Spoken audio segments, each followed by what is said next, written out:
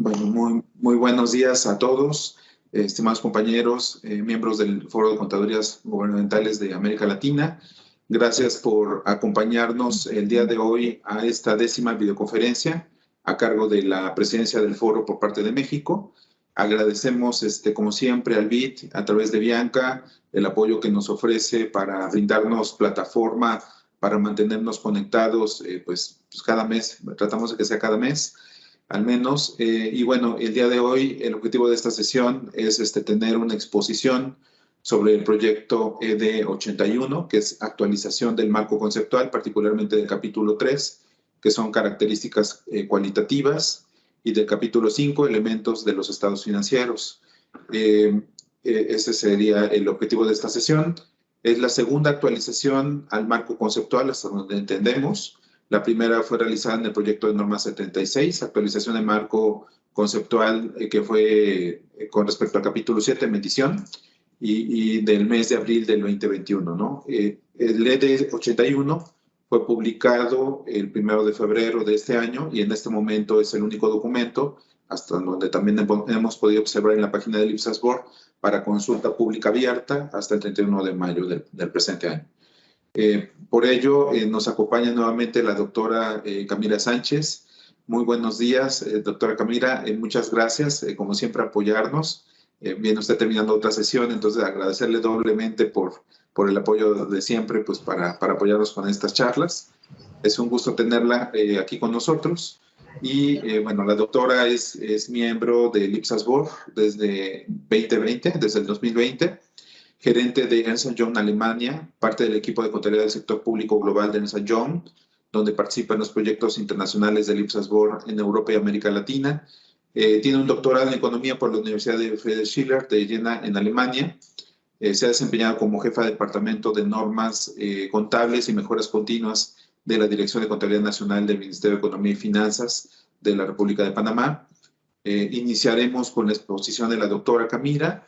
Al final podrán plantear todas sus preguntas. Les pedimos de su apoyo para el envío de sus preguntas a través del chat, o bien pueden levantar también la mano electrónica y les estaremos dando la palabra. Les pido nada más encarecidamente a los asistentes que nos apoyen apagando sus cámaras y micrófonos durante la exposición para que podamos escucharlas sin interferencias. Y bueno, le doy la palabra, doctora. Muchas gracias. Nuevamente, Bianca, muchas gracias también. Gracias a todos. Muchas gracias, Juan, y muy buenos días a todos. Para nosotros, como siempre, es un honor poder acompañarlos y poder mantenerlos actualizados de las novedades del IPSAS-B. Y como Juan ya lo mencionó, hoy les vamos a presentar el proyecto de norma 81, que es una actualización limitada del marco conceptual. Voy a compartir mi pantalla. Sí, como ya lo mencionó Juan, este sería una actualización limitada exclusivamente de 2 capítulos del marco conceptual. Sería el capítulo 3 de las características cualitativas y el capítulo 5 de elementos de los estados financieros.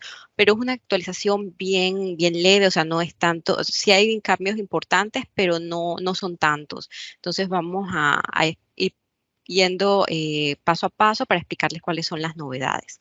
La agenda para el día de hoy, bueno, vamos a iniciar con unos antecedentes del proyecto, luego vamos a pasar a cuáles son estas propuestas claves para el capítulo 3, de actualización al capítulo 3, luego las propuestas claves de actualización para el capítulo 5 de elementos de los estados financieros, y luego cuáles son los temas específicos para comentarios en donde el IPSAS-B estaría esperando retroalimentación por parte de los países.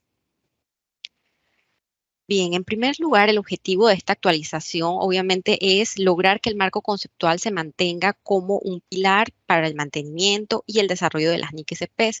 Recordemos que el marco conceptual es sirve mucho a nivel de consulta, no solamente para el mismo IPSAS-B cuando está desarrollando nuevas normas, sino también para los contadores a la hora de preparar los estados financieros. Es un documento fundamental de consulta. Entonces, a raíz de las experiencias que se han obtenido en los últimos años en la aplicación de este marco conceptual y también tomando en consideración los desarrollos en el pensamiento internacional sobre temas conceptuales desde el 2014, especialmente lo que fue la actualización del marco conceptual que se utiliza en el sector privado, que es el del Consejo de Normas Internacionales de Contabilidad, que se publicó en el 2018. Entonces, a raíz de estos dos factores es que se tomó la decisión de hacer una actualización limitada específicamente de los capítulos 3 y capítulo 5. Como bien Juan lo mencionó al inicio, esta sería la segunda actualización que se hace. Recordemos que el marco conceptual fue publicado por primera vez en el 2014. Entonces, desde el 2014 hasta la fecha, más o menos 7, 8 años, en los que se ha obtenido experiencia práctica en la utilización del marco, obviamente han dado a relucir algunas debilidades, algunos aspectos que se pueden mejorar, y luego, aunado a eso, la publicación del marco conceptual actualizado que se utiliza en el sector privado en el 2018, son las principales razones por las que se tomó la decisión de hacer esta actualización.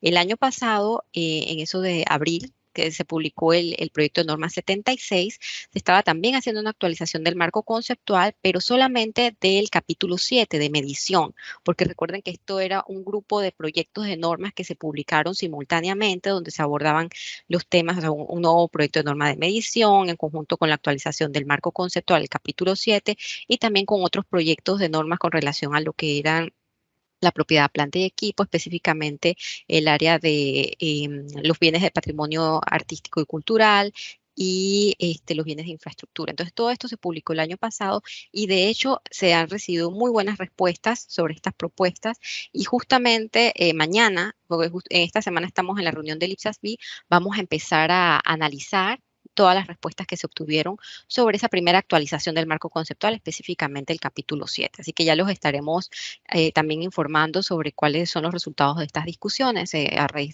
o sea, los resultados que se logren en esta semana en el IPSAS-B.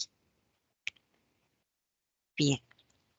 Si esto, como se los mencioné, esta sería la segunda actualización limitada enfocada solamente en el capítulo 3 y el capítulo 5. Vamos a empezar entonces con cuáles son los cambios propuestos al capítulo 3 de las características cualitativas. El primer tema, o sea, la primera propuesta es con relación a la prudencia, o sea, cuál es el rol de la prudencia. Aquí vale la pena resaltar que el tema de prudencia ha sido bastante polémico internacionalmente, especialmente en el ámbito de Europa. No sé si para los que no tienen conocimiento, en Europa se están desarrollando desde hace años lo que son las NEC-SPS, o sea, las normas europeas de contabilidad para el sector público. Entonces, obviamente, en el desarrollo, y esta iniciativa es liderada por Eurostat, lo de la Oficina de Estadística de la Unión Europea. Y ellos han tomado como base todo lo que se ha desarrollado ya en el IPSAS-B. Y uno de los primeros avances en lo que fueron las NEC-SPS fue el desarrollo del marco conceptual para este tema. Y una de las principales diferencias entre el marco conceptual, que es el borrador de marco conceptual que están trabajando en Europa, y el marco conceptual de las NIC-SPS es en el tema de las características cualitativas. Y una de las diferencias es que en Europa se considera la prudencia como una característica cualitativa en sí misma, o sea, una característica cualitativa separada de las demás. Mientras que en el IPSAS-B, por eso el IPSAS-B decidió también retomar este tema y se hubieron discusiones para ver si la prudencia realmente ameritaba ser considerada una característica cualitativa. A las finales, lo que se concluyó fue no proponer, o sea, no se está proponiendo agregar la prudencia como una característica cualitativa, pero sí se agrega una aclaración con 2 nuevos párrafos en el capítulo 3, específicamente, o sea, se explica que la prudencia es el ejercicio de precaución cuando se hacen juicios en condiciones de incertidumbre. Entonces, se coloca dentro de un contexto de que la prudencia apoya la neutralidad en el contexto, la característica cualitativa que se llama representación fiel.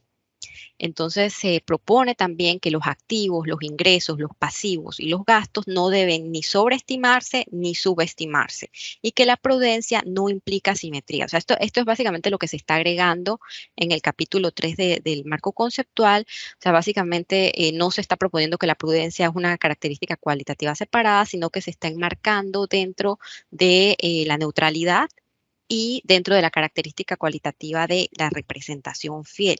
Sabemos, o sea, durante las discusiones y sobre todo tomando en consideración el contexto europeo, que sí muchos argumentos que dicen, bueno, pero realmente si la prudencia es contraria a la neutralidad, porque dicen, bueno, si la neutralidad, para que la información sea neutral, se supone que está libre de sesgo.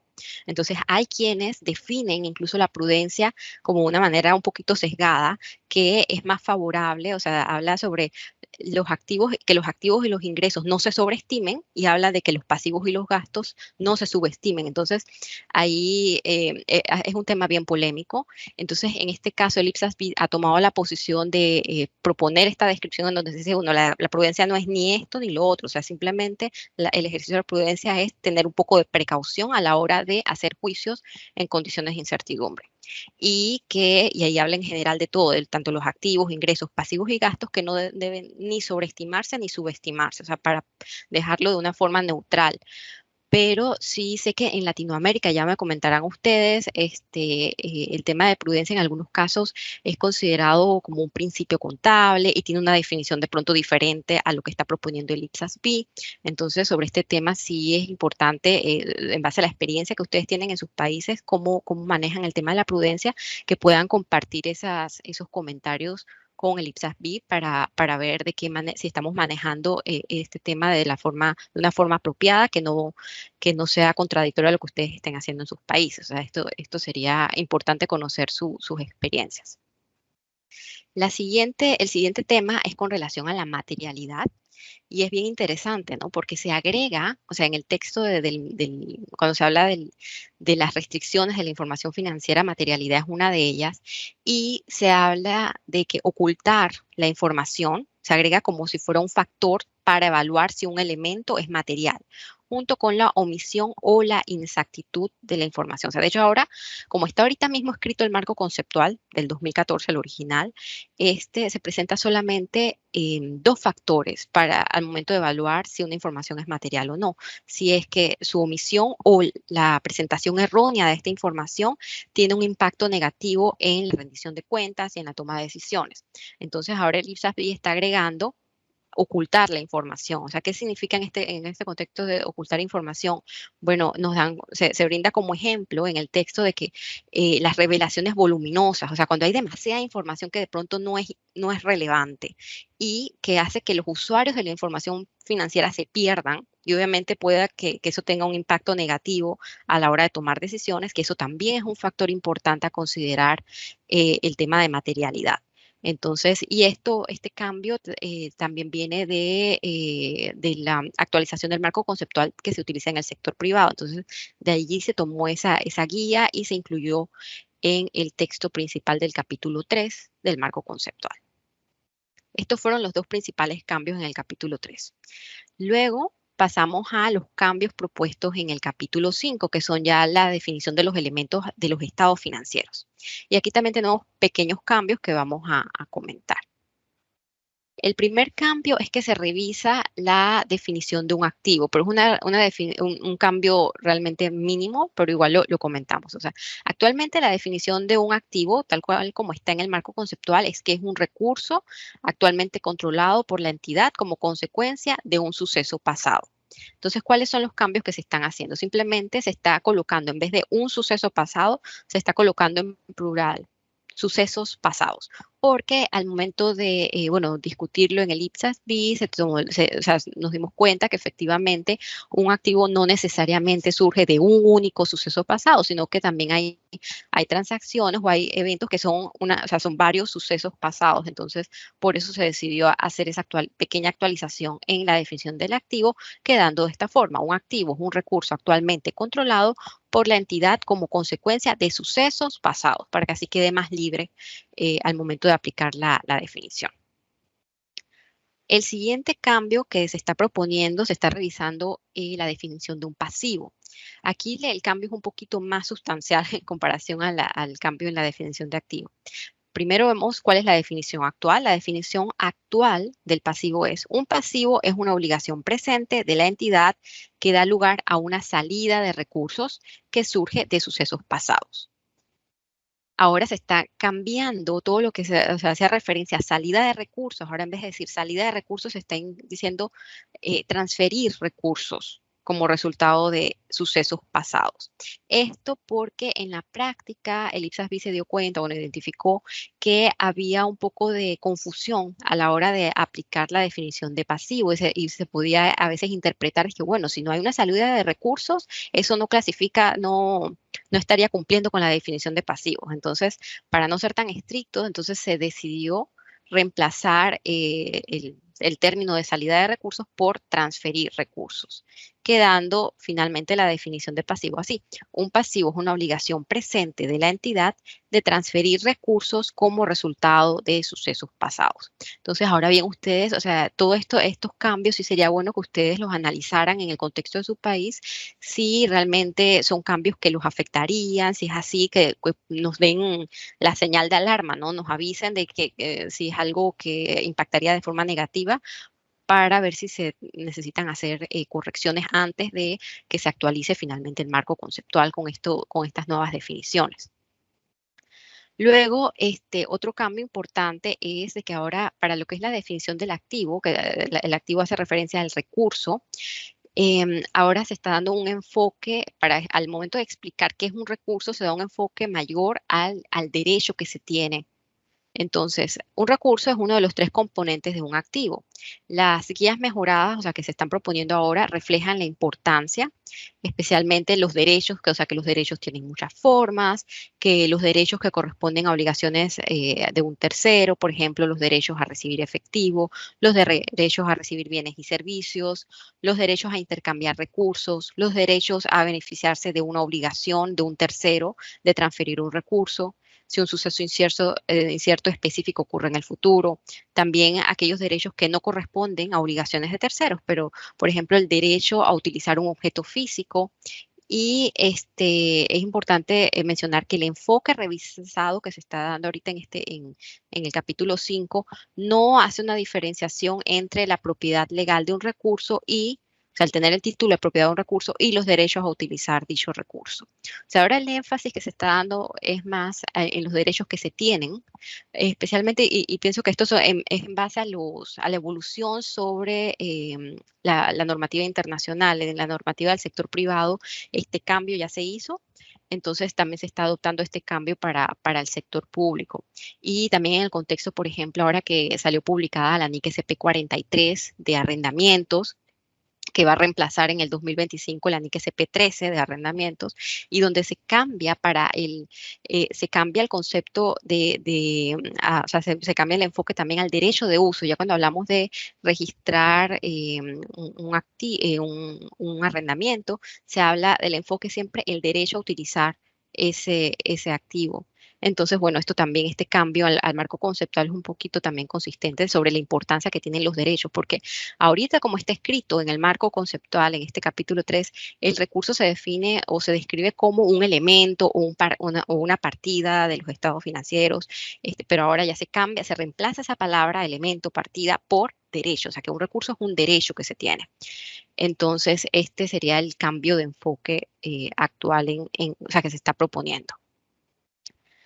Otro cambio que ya es más de forma, se está modificando la estructura de la sección de los pasivos. O sea, en el capítulo 5 del marco conceptual, la sección de los pasivos tenía una estructura antes y ahorita se está poniendo una estructura un poquito mejorada, una estructura mejorada que está alineada con los componentes de la definición del pasivo y enfatiza los criterios de un pasivo. O sea, la nueva estructura es así, ¿no? Se inicia explicando qué son las obligaciones, cuáles son las obligaciones vinculantes, que son aquellas en las que se tiene poca o nula alternativa realista de evitar una privación de recursos. Aquí puse privación porque ya no, en todo lo que es el texto de esta área ya no se habla de salida de recursos, entonces estaban hablando de sacrificios de recursos, pero bueno, la traducción, eso es un término, ya encontraremos un mejor término para la traducción, pero el punto es que ya no se habla de salida de recursos. Entonces, bueno, sería cuando la entidad tiene poca o nula alternativa realista de evitar una privación de recursos. Luego sigue la siguiente sección que ya habla de lo que es la transferencia de recursos de la entidad o la obligación o sea, que la obligación debe tener el potencial de requerir que la entidad transfiera recursos a terceros. y que obviamente las obligaciones presentes son resultado de sucesos pasados y que obviamente esta privación de recursos debe ser incremental. O sea, en caso de que no se tuviera esa obligación, la entidad en teoría no debería privarse de esos recursos. Entonces, esto es lo que se está haciendo. Esto es más que todo un cambio de forma, no de fondo, porque se tomó el mismo texto que se tenía en la sección y simplemente se reorganizó, se reestructuró. Bien, el siguiente tema o la siguiente propuesta es que sí se agregó una sección nueva sobre la unidad de cuenta y los acuerdos vinculantes. O sea, el ED 81 propone una nueva guía o orientación sobre la unidad de cuenta, que también se toma, o sea, este material se está importando del marco conceptual que se utiliza en el sector privado. Entonces, los principales mensajes son, o sea, la unidad de cuenta se describe como el derecho o conjunto de derechos, la obligación o conjunto de obligaciones o el conjunto de derechos y obligaciones a los que se aplican los criterios de reconocimiento y medición. Entonces, el criterio principal para escoger una unidad de cuentas, lo que se dice es, bueno, se va a seleccionar una unidad de cuenta para brindar información útil. O sea, información útil ¿para quién? Para los usuarios de la información financiera. Entonces, este es el criterio principal. También en la guía que se incluye, se habla de la diferenciación entre la unidad de cuenta y lo que es la no compensación o el no neteo. Entonces, ahí el texto trata de aclarar de que no es lo mismo no compensar que la unidad de cuenta, que cuando se habla de compensación es cuando se utilizan elementos totalmente diferentes, o sea, activos y pasivos, por ejemplo, y se traten de netear y se presenta como un único importe y que y eso es lo que explica el texto, es que esta compensación en la mayoría de los casos es inapropiada y que esto es diferente de la unidad de cuenta porque en la unidad de cuenta no es que se estén combinando elementos diferentes, sino que se tratan de un mismo conjunto de derechos o obligaciones, o sea, se tratan de comparar cosas similares y no se debe confundir con lo que es la compensación. También en esa sección de unidad de cuenta se agregan un par de párrafos, o sea, algo bien pequeño, sobre aquellos acuerdos vinculantes que están pendientes de ejecutarse, o sea, que no se han ejecutado por ninguna de las partes. O sea, eso es algo también que se agregó, algo mínimo. El IPSASB en ese caso tomó la decisión de no crear, o sea, a diferencia del marco conceptual del sector privado, el IPSASB, en donde está lo que es las guías para los acuerdos vinculantes pendientes de ejecución, se presenta como una sección separada. El IPSASB no le dio decidió no colocarlo como una sección separada, sino que agregarlo como un par de párrafos dentro de la nueva sección de unidad de cuenta. Y estos son básicamente los cambios propuestos en estos capítulos. Ahorita vamos a repasar brevemente cuáles son las preguntas o estos temas específicos para comentarios en donde el IPSASB estaría esperando su retroalimentación. El primer tema específico para comentario es el que les mencioné de la prudencia. Aquí nos mencionan en cuáles son los párrafos en donde el IPSASB proporcionó orientación sobre el rol de la prudencia en apoyar la neutralidad en el contexto de la característica cualitativa de la representación fiel. Entonces aquí se les consulta si usted está de acuerdo con este enfoque y si no está de acuerdo, pues cómo modificaría estos párrafos. Y bueno, aquí la sugerencia siempre cuando tienen comentarios específicos sobre una definición o sobre un texto, hacer siempre referencia a ese párrafo, porque así al personal del IPSASB se le facilita el trabajo de poder consolidar toda esa retroalimentación y proponerle al IPSASB las modificaciones en base a la retroalimentación de los países. Pero sí, sería muy interesante para el IPSASB conocer su experiencia práctica, ¿no? Con el rol de la prudencia y si consideran que ese enfoque que le está dando el IPSASB, que es dentro del contexto de la neutralidad, si es algo apropiado o si ustedes tienen una opinión diferente. El siguiente tema para comentario es sobre lo que se hizo con la materialidad, ¿no? Que se agrega el hecho de ocultar la información como un factor relevante para los juicios de materialidad. Entonces aquí se indica que el IPSASB agregó el ocultar la información como un factor relevante para los juicios de materialidad en conjunto con lo que ya estaba, ¿no? La presentación errónea de la información o la omisión de la información. Y las razones de esta adición, obviamente el IPSASB los explica mucho mejor en los fundamentos para las conclusiones, en estos párrafos que se mencionan aquí, el 3.32a y 3.32b. Y aquí la pregunta es si usted está de acuerdo con esta adición de ocultar la información como uno de los factores relevantes para los juicios de materialidad y si no está de acuerdo, proporcionar sus razones. El siguiente tema específico para comentario es el nuevo enfoque, ¿no? Que es más basado en los derechos que se tienen sobre un recurso. Y bueno, aquí nos mencionan en qué párrafos, o sea, se refleja un enfoque basado en los derechos para la descripción de los recursos en el contexto de un activo. Y la consulta si ustedes están de acuerdo con este cambio propuesto y si no, ¿por qué no?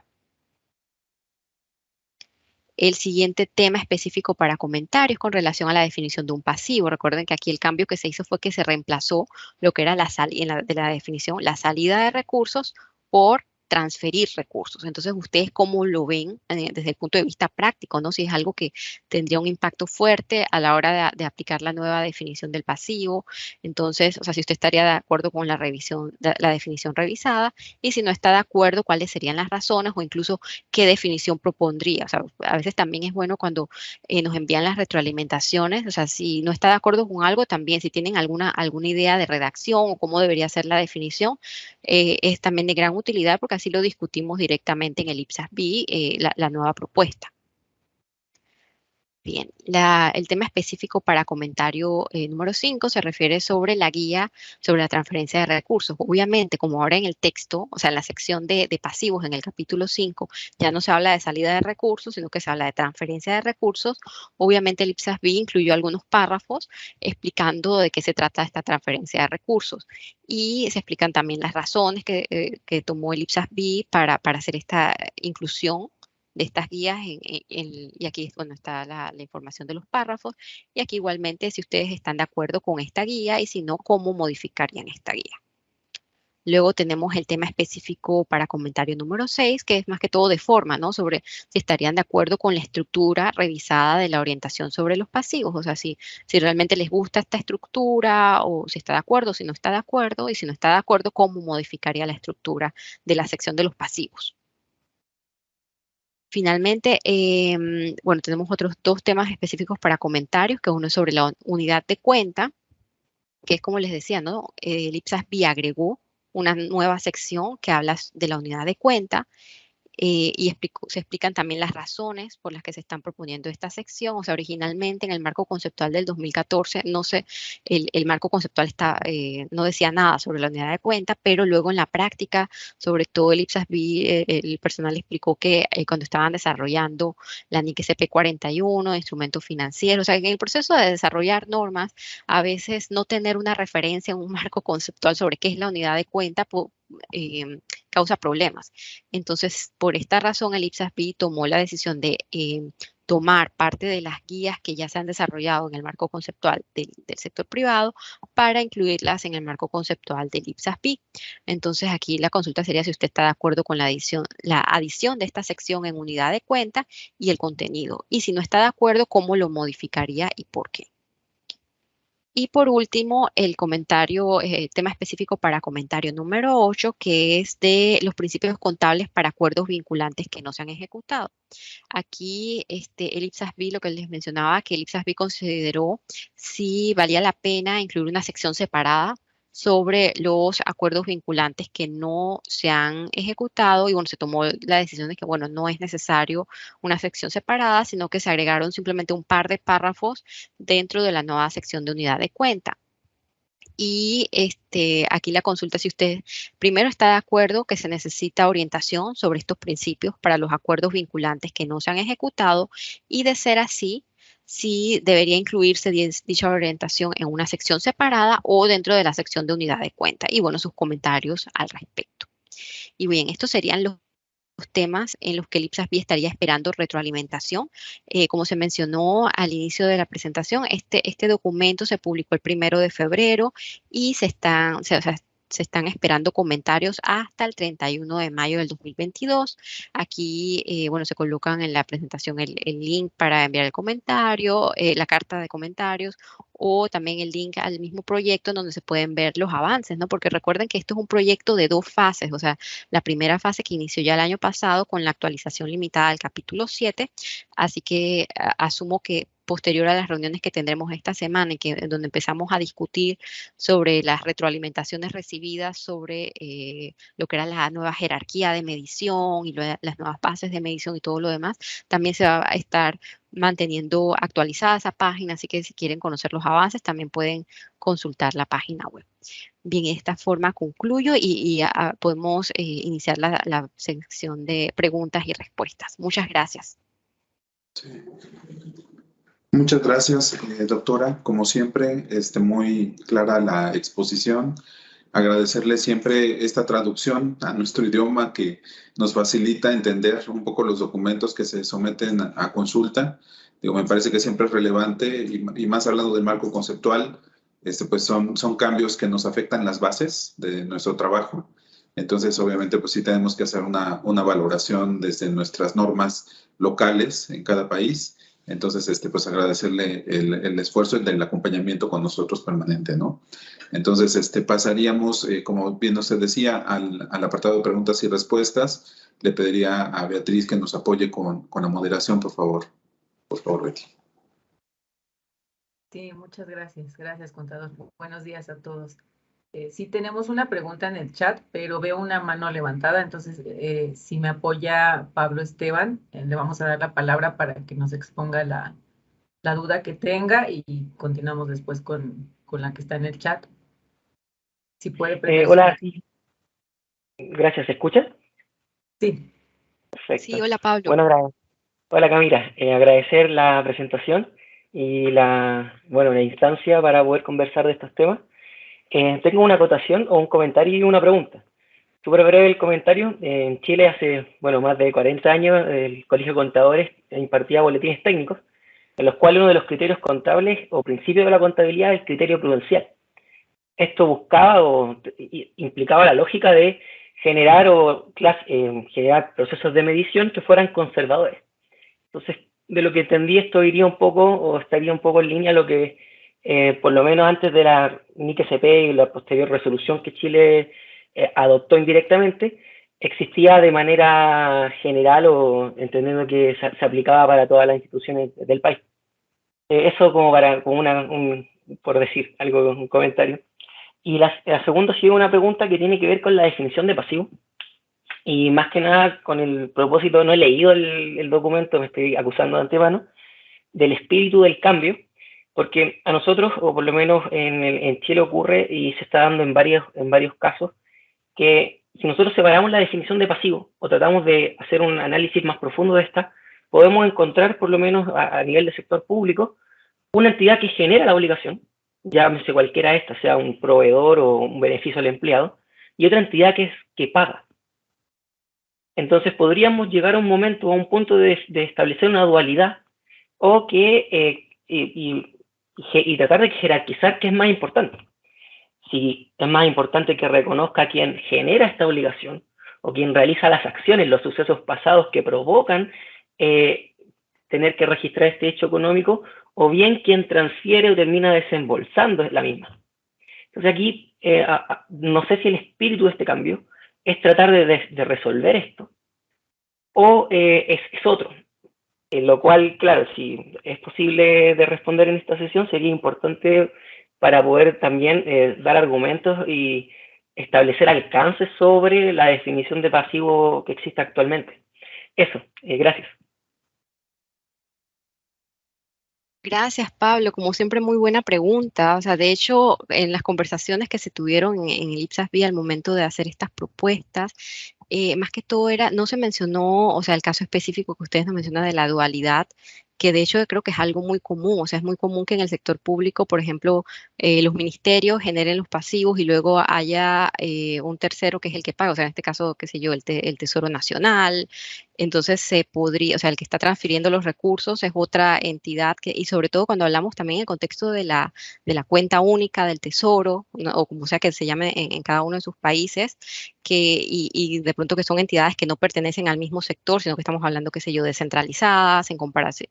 que es una descentralizada, que tiene una cuenta en la cuenta única del Tesoro que está administrada por otro sector que es el gobierno central, y ahí cómo se resolvería este caso. Este tema así no se consideró en las discusiones en el IPSAS-B. O sea, más que todo la razón para hacer el cambio es que se decía que a veces el hecho de decir salida de recursos en la definición, o sea, que el pasivo tenía que por fuerza implicar una salida de recursos, que se podía considerar como un umbral para decir si se satisfacía la definición de pasivo o no. Entonces se decidió cambiarlo en vez de salida de recursos a transferencia de recursos, pero no se especifica quién es el que transfiere. O sea, se está asumiendo en la definición de que es la entidad que informa la que transfiere los recursos, pero se dan estos casos también. O sea, no sé, en el caso particular que mencioné de la cuenta única del Tesoro y con una entidad descentralizada, recuerden que esa entidad, en teoría, la entidad descentralizada, a pesar de que tiene una cuenta en la cuenta, o sea, ella tiene derechos sobre esa cuenta. Entonces, al darle la orden al Tesoro Nacional que gire el pago, ella misma estaría transfiriendo recursos, a pesar de que la transferencia realmente la hace otra entidad, pero está sacrificando sus propios recursos porque ellos tienen, en teoría, titularidad sobre la cuenta. Obviamente, sí, y el caso sería diferente si se trata de dos entidades dentro del mismo subsector que pertenecen al gobierno central, porque ahí se podría decir, bueno, es la misma entidad que informa, es la misma entidad la que está transfiriendo los recursos. Pero no sé, Pablo, si tenía algún ejemplo específico donde se puede dar esta dualidad que menciona. Sí, siempre el criterio, para tratar de ser más precisos, es la metodología es siempre que el desembolso del recurso se vaya a un tercero.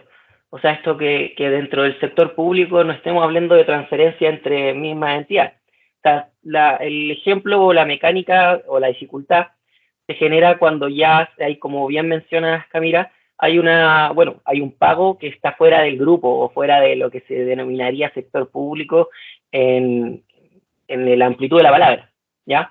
Entonces, lo que se genera o lo que se provoca, el pago, por ejemplo, pago centralizado de factura o de proveedores, también en determinados, el ejemplo más práctico o más claro que nosotros tenemos es lo que ocurre con los beneficios de los empleados, que una entidad es la que paga los beneficios, pero es en otra entidad donde trabajan los beneficiados. Entonces se provoca esta suerte como de análisis que hay que realizar para ver qué pesa más o dónde efectivamente se tiene que hacer los reconocimientos en virtud de las definiciones actuales. Y ahí, obviamente, yo ocupé la palabra dualidad, quizás no siendo muy preciso, pero se logra entender de que por definición tenemos quien provoca estos pasivos y por otro lado tenemos quien termina pagándolo. Con independencia a lo que quizás mencionó o mencionas, Camila, pero me queda claro que, o por lo menos resuelve mi duda, que no es el espíritu del cambio. Lo que sí, claro, el concepto de transferencia, ahí quizás vamos a tener que conversar acá la pertinencia, pero por lo demás agradezco la respuesta y los comentarios. Gracias, Pablo. Sí, el tema de beneficios de los empleados también es otro mundo, ¿no? Porque ahí ya habría que definir si la entidad está pagando contribuciones o sea, de qué tipo de beneficios es. Acuérdense que a veces cuando se trata de la Caja de Seguro Social, la entidad paga una cuota patronal y ahí se desentiende. Ahí la que le queda el pasivo es a la Caja del Seguro Social, por decir algo, de pagar esos beneficios a los empleados finalmente. Pero sí es un tema, sí sería bueno que en la carta de comentarios que le hagan al IPSAS-B mencionen este potencial peligro, ¿no?, que se podría dar, o si esta definición que se está proponiendo, qué efectos podría tener en el caso cuando hay una diferenciación entre la entidad que genera la obligación y la entidad que realmente es la que está pagando la obligación o que está transfiriendo los recursos. Entonces, sí, sería muy, muy útil. Gracias, Pablo.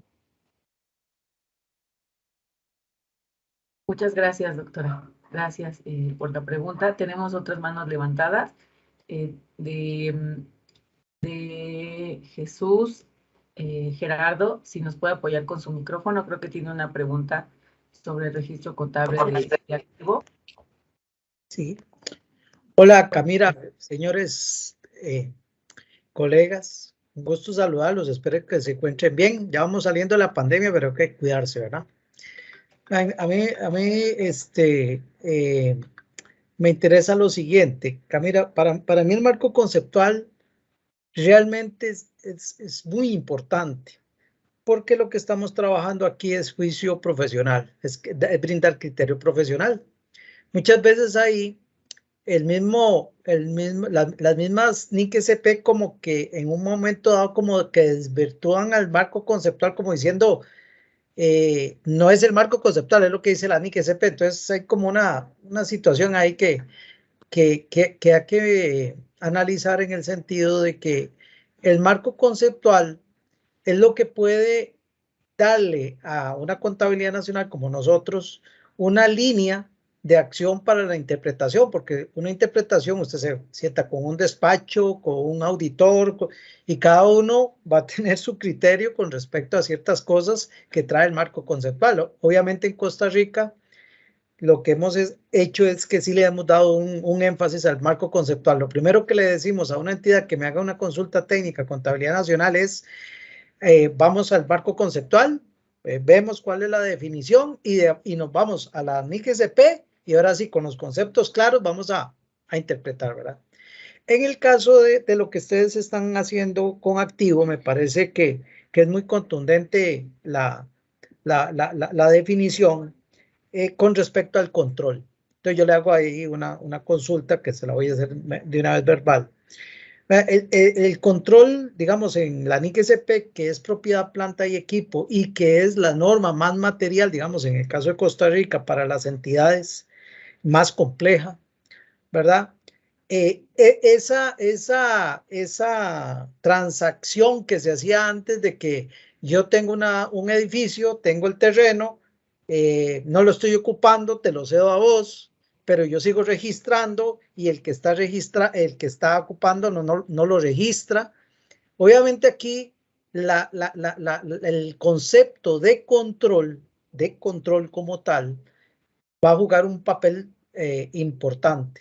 Porque si digamos yo soy entidad y le presto o el terreno y un edificio a una entidad pública, ¿verdad? Obviamente debería haber ahí un convenio legal y todo ese tipo de cosas. Pero el que está recibiendo el potencial de servicio o el beneficio económico va a ser la entidad que está ahí. ¿Por qué? Porque para eso está realizando sus funciones, ya sea dando servicios o brindando o vendiendo un servicio, no sé.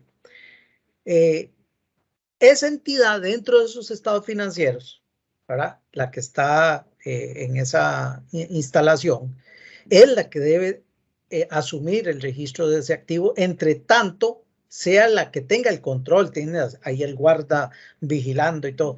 Esa conceptualización en el sector público muchas veces se desvirtúa, porque se piensa que la parte contable es lo que me da propiedad y ahí estaríamos hablando de un asunto legal. Para eso hay un registro de bienes, digamos aquí se llama registro nacional, ¿verdad? Pero para efecto contable va en la esencia económica sobre la forma. Y en esto, digamos, el que está recibiendo el potencial de servicio y el beneficio, ¿verdad? Económico es la entidad que está en esa está ocupando. Entonces, no sé si la interpretación que yo le estoy dando es la correcta, yo le estoy dando esa interpretación a ese control, porque para mí es básico en una cuenta tan delicada. Esa es la primera consulta. La segunda consulta, van a disculpar los compañeros, es referente, digamos, a esta parte, digamos, de potencial de servicio y de rendimiento económico. Yo ya he enviado ciertas propuestas ahí, pero cuando nosotros estamos en el sector público, muchas veces el marco conceptual no toma tan profundamente el concepto de lo que es el potencial de servicio, porque digamos en Costa Rica la mayoría de las entidades que están en IGSP es potencial de servicio, no van a buscar un rendimiento económico, es un hecho, ¿no? Entonces, cuando ya usted trata de trasladar cosas con análisis de valor presente para ver cómo se llama, si vas a reevaluar, necesitas tener flujos de efectivo sobre eso y evidentemente aplicar una tasa de descuento. Eso no se tiene. ¿Por qué? Porque la entidad no está para eso, está para dar el servicio. Entonces, la valoración de lo que es potencial de servicio en el sector público como énfasis, a mí sí me parece que el marco conceptual debe ser como más explícito de que muchas veces una entidad tiene que valerse a darle la materialidad por ese potencial de servicio, ¿no? En el entendido de que no está generando un rendimiento. Entonces, si por ejemplo, un hospital tiene una máquina de, ¿cómo se llama?, de rayos X, ¿verdad? Esa va a brindar un potencial de servicio, ¿no?, al paciente.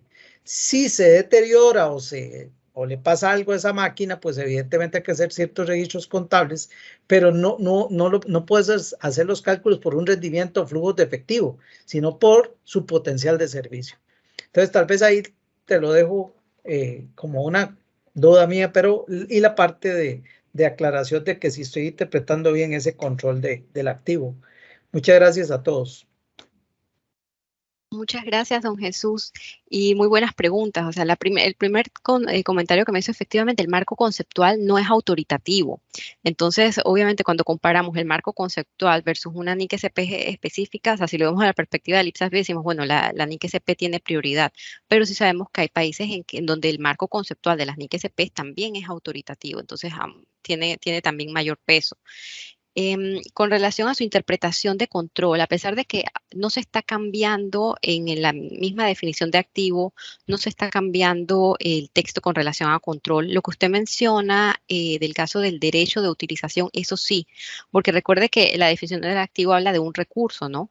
Entonces, ahora el recurso, en vez de enfocarse en el mismo objeto físico o en la propiedad legal que se tiene sobre ese recurso. Ahora, la descripción que se está dando sobre el recurso habla del derecho, o sea, ¿quién tiene derecho a recibir los beneficios económicos futuros o el potencial de servicio? Entonces, si se analiza la letra menuda que se está proponiendo ahora, que ya el enfoque de un recurso se basa en el derecho de utilización, en el ejemplo que usted menciona de esa entidad que efectivamente tiene la titularidad en el registro de catastro, de que es la titular de esa propiedad, pero realmente la que está utilizando esa propiedad es otra entidad, entonces ahí es la pregunta, bueno, ¿quién debería reconocer ese activo en sus estados financieros?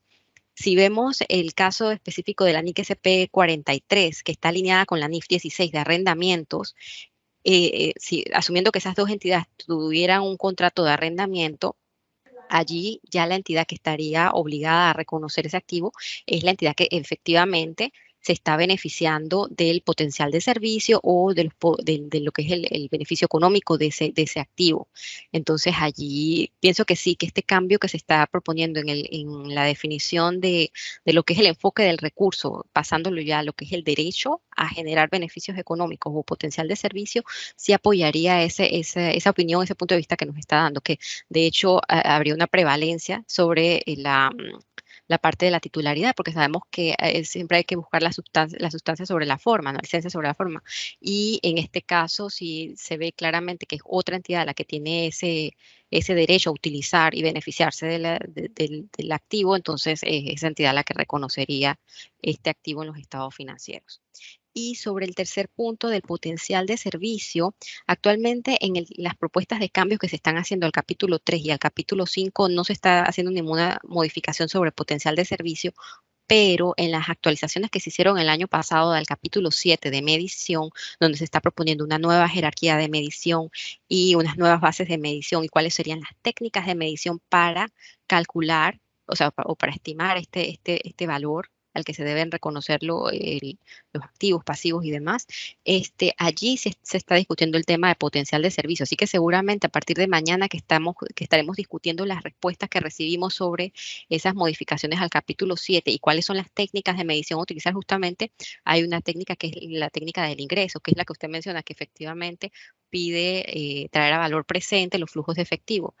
Pero también están otras bases de medición, otras técnicas que la técnica del costo, la técnica del mercado, que ahí se podría o sea, como está actualmente propuesto en el capítulo 7, es que se le da un poquito de libertad a los contadores para elegir cuál es la técnica más apropiada a utilizar para la medición en base a las características que tenga ese activo. O sea, si el activo se mantiene por su capacidad operativa o por más que todo por su potencial de servicio, obviamente una técnica de pronto de mercado, de valor razonable o una técnica del costo, de ingreso, que se llama de ingreso, que es la de traer a valor presente los flujos efectivos, no sería aplicable, ¿no? Entonces habría que ver cuál sería la técnica que aplicaría en este caso, probablemente la del costo, ¿no? Que más que todo el costo de reemplazo.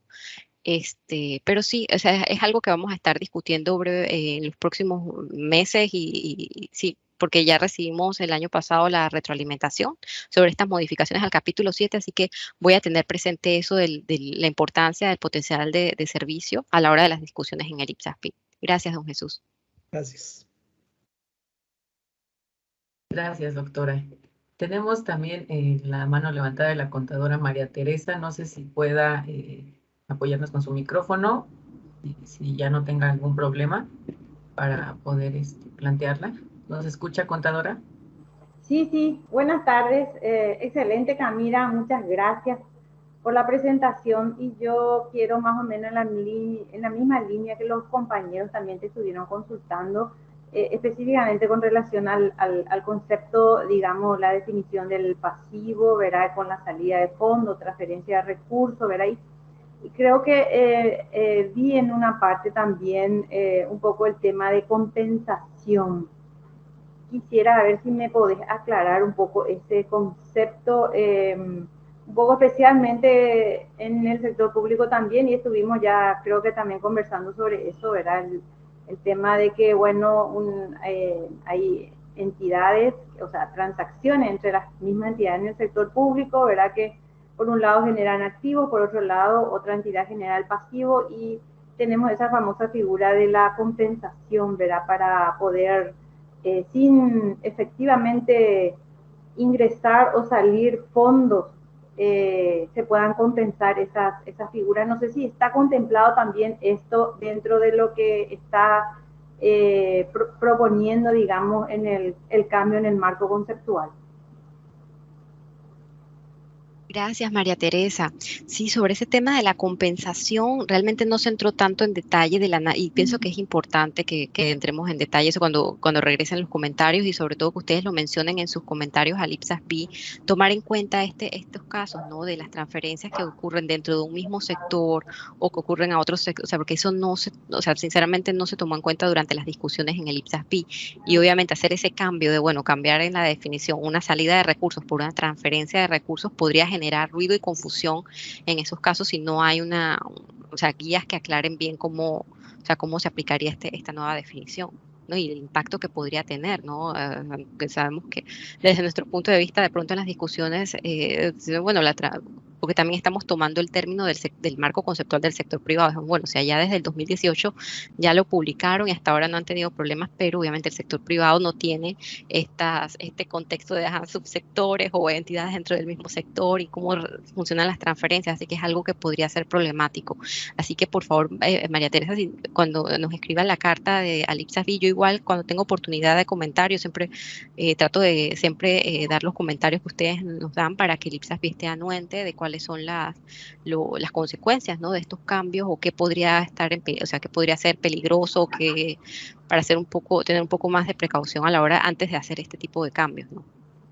Y lo de la compensación, sí, básicamente se habló el cambio que se está haciendo en el capítulo 5, en la sección de unidad de cuenta, nueva, es que se aclara que la unidad de cuenta no es lo mismo que compensar, que usualmente compensar no es apropiado. O sea, eso es lo que pone el texto, que usualmente compensar no es apropiado porque es cuando se están tratando de netear, qué sé yo, un activo con un pasivo, un ingreso con un gasto, que son elementos que deberían tratarse de forma separada y compensarlos podría ser inapropiado. Y ahí lo que se habla es que en la unidad de cuenta se trata de tener en un solo conjunto los mismos derechos, los mismos activos, las mismas obligaciones, o sea, no estarías que es diferente a compensar. Pero no sé si en el caso de Paraguay, María Teresa, si usted tenía un ejemplo específico del caso de la compensación donde estén teniendo dificultades. No, en realidad, justamente ahora se está planteando un tema de compensar prácticamente de tres conceptos, son entre tres entidades, ¿verdad?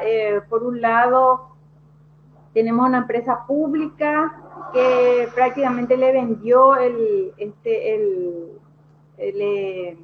le vendió un terreno. Le vendió un terreno a una entidad de la administración central. Por el otro, tenemos servicios de telefónica. Un ratito.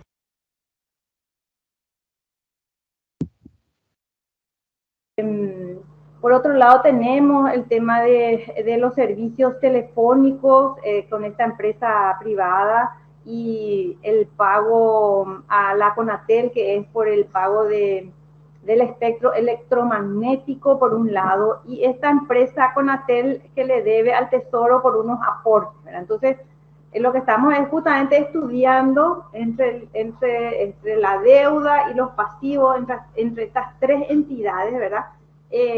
¿Cómo compensamos sin que haya una salida efectiva de fondos, ¿verdad?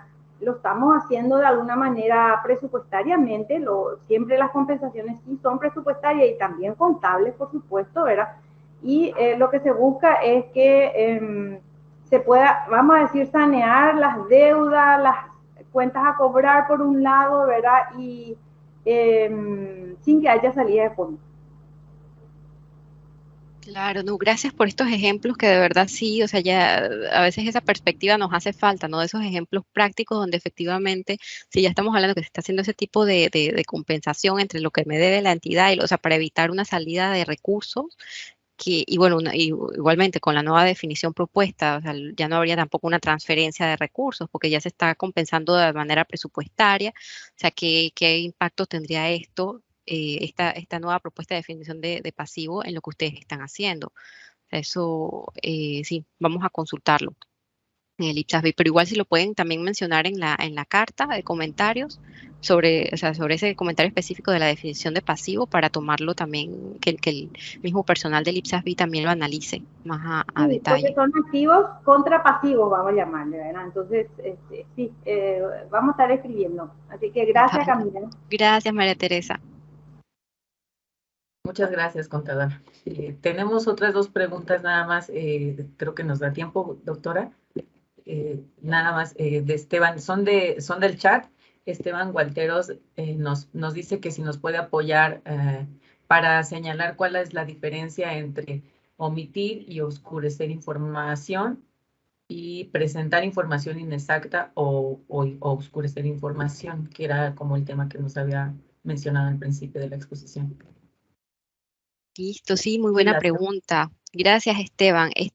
Sobre, bueno, lo que se está agregando nuevo es lo que es esto, ocultar u oscurecer la información, que se refiere a que no se está omitiendo, sino como que es como, diciéndolo en otras palabras, como si estuviera poniendo una nube de neblina en la información. Entonces, un ejemplo que se menciona es que, por ejemplo, cuando se tienen demasiadas revelaciones. Entonces, revelaciones de pronto de información que no es importante o que lo que hacen es oscurecer información que sí puede ser importante. O sea, entre tanta abundancia de información, el usuario de la información, o sea, al momento del usuario leer esos estados financieros, pierde la vista, o sea, no logra identificar lo que realmente podría ser importante, porque está oculto entre tanta otra información. Entonces esa es la diferencia. No es que se esté omitiendo, porque la información está ahí, pero como está mezclada con otro montón de revelaciones u otra cosa, mucha abundancia de información, ahí la información está oculta. Entonces esa sería la principal diferencia. Gracias. Doctora, y también tenemos otra pregunta de Ismael Flores, que nos dice que el concepto de transferencia desde el punto de vista de cuenta única del Tesoro público, ¿cómo lo estaría relacionando este efecto en el presupuesto del IPSASB? Ya considerando cuando hay una transferencia de fondos a través de un tercero, como una transferencia de fondos para pagar un proveedor, y nos ponen el ejemplo de un hospital. Listo, sí, gracias Ismael. Ese tema, la parte presupuestaria, sinceramente no la hemos evaluado, porque bueno, al momento de hacer esta actualización, sí nos enfocamos en la parte contable, pero efectivamente es algo que de pronto sí valga la pena analizar. O sea, al hacer el cambio en la definición de pasivo, de reemplazar lo que es la salida de recursos por transferencia de recursos, ¿qué impacto tendría cuando se utiliza la cuenta única del Tesoro como pagador, ¿no? Y que realmente va en línea de lo que nos comentaba Pablo, que es una entidad la que genera el pasivo o genera la obligación y es otra entidad la que está realmente haciendo la transferencia de recursos. ¿Y qué impacto podría tener esto con la nueva definición de pasivo propuesto? Así que, Ismael, igualmente, no sé de qué país es, pero igual, o sea, lo exhorto a que coloque esa observación en la carta que se va a hacer al IPSASB como por parte de Focal, para que el IPSASB pues analice este tema con más detalle. Gracias. Bien, muchas gracias, doctora. Esas son las últimas preguntas que tenemos. Ya no veo manos levantadas. Contador, sí, ya nada más dice aquí. Creo que hay una última. Dice, ¿cómo quedarían las operaciones recíprocas entre las diferentes instituciones considerando el concepto de unidad de cuenta? Se analizó el impacto en el presupuesto, que es lo que dice Ismael. Sí, ahí sí me faltaría un poquito más de información para comprender más la pregunta sobre las cuentas, o sea, las cuentas recíprocas, sí, o sea, no sé si se refiere a lo que es la propuesta del cambio en la definición del pasivo, de cuando, o sea, se trata de transferencias porque son cuentas recíprocas entre entidades que pertenecen al mismo sector, pero sí ahí sí nos faltaría un poquito más de contexto para poder orientarlo en este tema. Gracias. Yo creo que, si Ismael pudiera tomar un poco el micrófono, nada más para ver si hay un poquito más de elementos, y creo que hay también un planteamiento sobre cómo queda el concepto de propiedad legal respecto al derecho de utilización, quién debería reconocer los bienes cuando no es el dueño del activo, el que se está beneficiando de dicho activo. También es una pregunta de Ismael, entonces nada más, a ver si podemos dar la atención. Sí, esa pregunta sobre la propiedad legal va en línea con lo que nos comentó don Jesús de Costa Rica, ¿no? De que ahora, con el cambio que se está proponiendo de hacer un enfoque sobre los derechos que tiene la entidad en beneficiarse económicamente por el activo o recibir el potencial de servicio, es allí. Entonces, ahí cambiaría un poquito el concepto de que ya de pronto la propiedad legal no es la verdad absoluta, sino que hay que tomar en consideración quién realmente es el que se beneficia, quién es el que tiene el derecho a utilizar y beneficiarse de ese activo para definir quién es el que va a reconocer ese activo en sus estados financieros. Gracias. Ok, si nos puede apoyar con su micrófono, Ismael, si nos escucha, para que nos pudiera dar un poquito de contexto. Buenos días. Buenos días. Buenos días, Ismael. Pues, mucho gusto.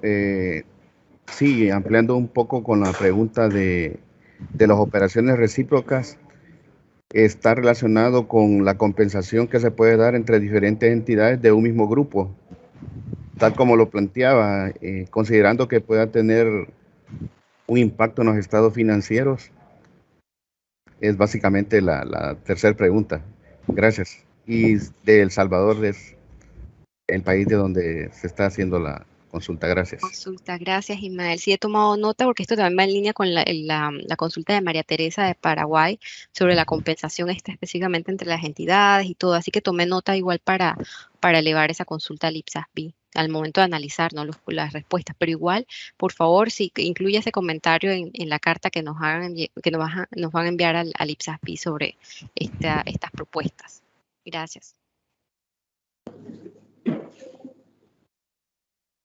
Perfecto, pues ya no habiendo más preguntas, veo que ya no hay más. Muchas gracias, Betty. Muchas gracias, doctora, por la exposición. Gracias a todos por su tiempo, por su asistencia y siempre participación en estas videoconferencias, particularmente de este proyecto, ¿no? que afecta el marco conceptual. Gracias, doctora, nuevamente. Gracias, Bianca, por el apoyo con el apoyo con Teams. Entonces, pues nos vemos pronto en la siguiente videoconferencia. Gusto saludarlos. Buen día a todos. Con mucho gusto. Gracias, hasta luego. Muchas gracias. Gracias. Gracias. Buen día, César. Buen día, César. Gracias.